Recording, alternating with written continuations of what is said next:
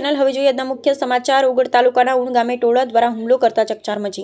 ચૌધરી સમાજના દીકરીએ ઉણ ગામના રબારી સમાજના યુવક સાથે લગ્ન કરી લીધા બાદ દીકરી પરત લાવવા માટે ચૌધરી સમાજના લોકો ઉણ ગામે પહોંચ્યા હતા।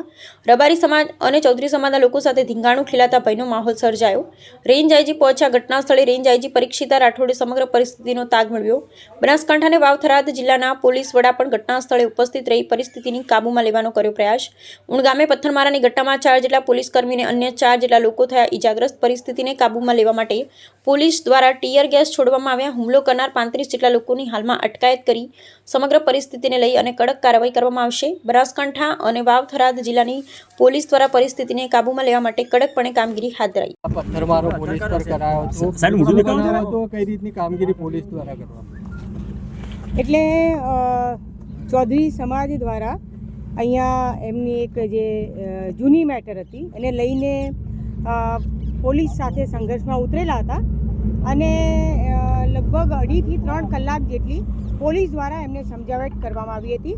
ટોળાને વિખેરવા માટે પણ પૂરી સમજ આપવામાં આવેલી હતી, પરંતુ ટોળું જે આક્રમક હતું અને એને કારણે સમજાવટને બાદ પણ એમની જીત પર રહ્યા હતા અને એમણે જ્યારે પોલીસ પર પથ્થરમારો કર્યો ત્યારબાદ પોલીસે બળ વાપર્યું છે। સાહેબ, આ સમગ્ર ઘટનામાં કેટલા પોલીસ કર્મી ઇજાગ્રસ્ત?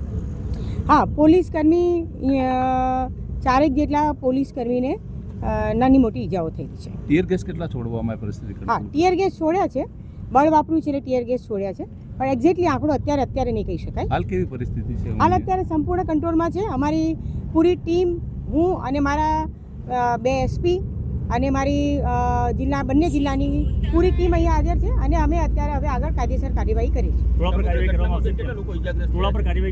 હા, ટોળા પર કાર્યવાહી કરવામાં આવશે, કાયદેસર કાર્યવાહી કરશે।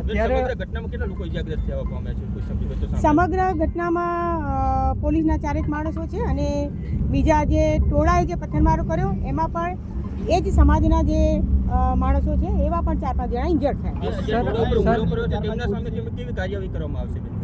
હા, ટોળાએ જે હુમલો કર્યો છે તો એના પર જે કાયદેસર કાર્યવાહી કરવામાં આવશે। સર, કેટલા લોકોની અટકાયત કરી છે અને ગુનો નોંધવાની કામગીરી કઈ રીતની કરી? અમે લગભગ 35 થી 40 માણસોને અત્યારે ડિટેન કર્યા છે અને એમની સામે કાર્યવાહી શરૂ કરી છે।